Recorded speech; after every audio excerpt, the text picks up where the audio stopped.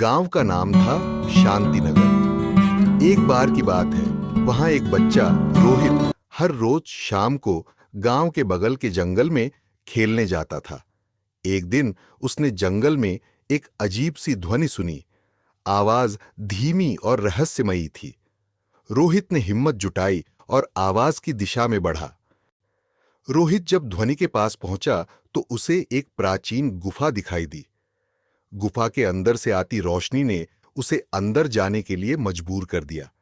जैसे ही उसने कदम अंदर रखा, गुफा का प्रवेश द्वार खुद ब खुद बंद हो गया। अब वह अंदर फंस चुका था। रोहित ने चारों ओर देखा।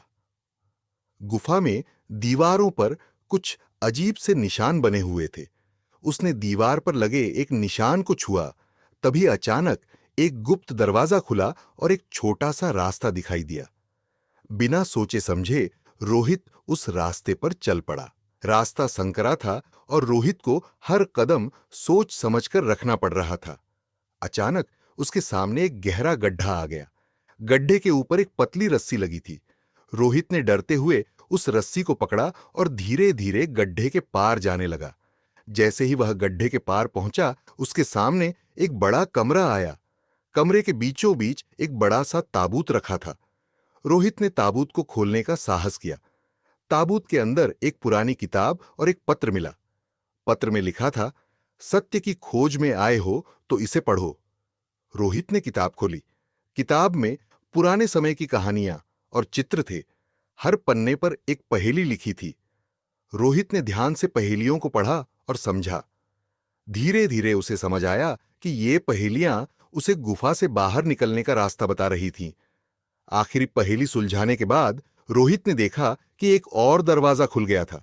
उसने जल्दबाजी में दरवाजे के बाहर कदम रखा। बाहर निकलते ही वह फिर से उसी जगह पर आ गया जहां से उसने सफर शुरू किया था। पर अब वहां एक सुंदर बागीचा था और बागीचे के बीचों बीच एक पुराना मंदिर। मंदिर के पास एक बुजुर्ग साधु बैठे थे। साधु ने रोहित को देखा और मुस्कुराते हुए कहा, बेटा, सत्य की राह हमेशा कठिन होती है। तुमने धैर्य और साहस से इस सफर को पूरा किया है। यह तुम्हारे जीवन का सबसे बड़ा पाठ है, सत्य और साहस। रोहित ने साधु के चरणों में झुककर प्रणाम किया और घर की ओर चल पड़ा। अब उसके मन में एक नई समझ और आत्मविश्वास था।